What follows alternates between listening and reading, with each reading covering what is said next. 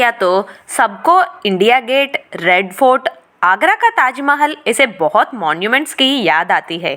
Parliament house, हमेशा तैनात रहने वाले आर्मी के साथ आर्मी ऑफिसेस, हर जगह सिक्योरिटी याद आती है। लेकिन वो स्थिति अब नहीं है। अब देश की राजधानी दिल्ली का नाम लिया तो क्राइम की याद आती है। न्यू ईयर की विशेस रिसीव करने और भेजने के लिए जब मोबाइल पर सोशल मीडिया ओपन किया गया तो दिल्ली के कांझावाला एरिया में हुए एक भयानक और क्रूर एक्सीडेंट के बारे में दुनिया को पता चला। जब पूरा देश न्यू ईयर को हैप्पीली और हार्टीली वेलकम कर रहा है तो एक फैमिली अपने बेटी को खोने के दुख में डूबी है। फ्रेंड्स के साथ न्यू ईयर पार्टी मनाने बाहर गई बेटी का वो ही लास्ट न्यू ईयर होने की बात पेरेंट्स ने सोचा ही नहीं होगा, और वो ही उसकी लास्ट न्यू ईयर पार्टी होने की बात लड़की ने भी सोची नहीं होगी। निर्भया, दिशा जैसे केसेस से देश पूरी तरह शॉक से बाहर नहीं निकला, फिर और एक शॉकिंग इंसिडेंट को फेस करना पड़ा। दरअसल रिपोर्ट्स के अनुसार सुल्तानपुरी से अंजलि और निशा दिसंबर 31 रात को न्यू ईयर पार्टी अपने फ्रेंड्स के साथ मनाने के बाद रात को करीब 2 बजे घर निकले।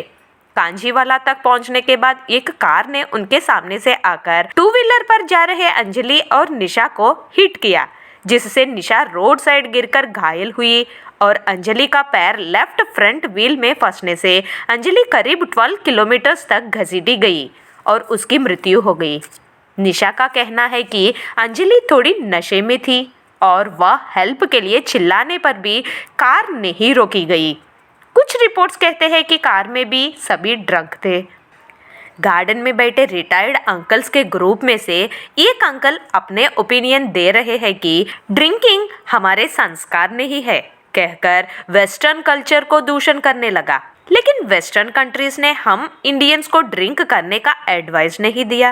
उन लोग वहाँ के क्लाइमेटिक कंडीशंस के कारण एपेटाइजर्स के रूप में भूख लगने के लिए और फूड डाइजेस्ट होने के लिए लिमिटेड क्वांटिटीज में ड्रिंक लेते हैं। वहाँ के लोग जो करते हैं वो ब्लाइंडली फॉलो और अडॉप्ट करना हमको पसंद है। इसलिए जैसे जीन्स और पिज्जा हैबिट्स के साथ साथ ड्रिंक हैबिट्स भी हमने अडॉप्ट कर लिया, वो भी उनके जैसा लिमिटेड नहीं, अनलिमिटेड। वहीं पर ही बैठे एक आंटीज के ग्रुप में से एक आंटी कहती है कि लड़कियों को उस टाइम बाहर नहीं जाना चाहिए। ये बात अगर पेरेंट्स अपने बेटियों को कहते हैं तो जेंडर इनइक्वालिटी कहते हैं। मैक्सिमम पेरेंट्स आज के दिन बेटों के साथ बेटियों को भी पढ़ा रहे हैं, इक्वली इंडिपेंडेंस भी दे रहे हैं, ड्रेसिंग वे में भी चेंज लाए। बेटियों के हर तरह के चेंजेस को पेरेंट्स ने एक्सेप्ट कर लिया, सिर्फ लड़की को रात को बाहर भेजने के पॉइंट के अलावा, क्योंकि पेरेंट्स समझते हैं कि सोसाइटी में ह्यूमंस से भी ज्यादा क्रूएल एनिमल्स है। इंडिपेंडेंस या लाइफ की बात आती है तो पेरेंट्स अपने बच्चों के लाइफ को ही प्रेफरेंस देते हैं। जब ये बात लड़कियां समझ सके, शायद तब इंडिया में लड़कियों पर क्राइम कम सुनने में आएगा। See you again with a new topic in Global Encyclopedia. Till then, take care and have a nice day.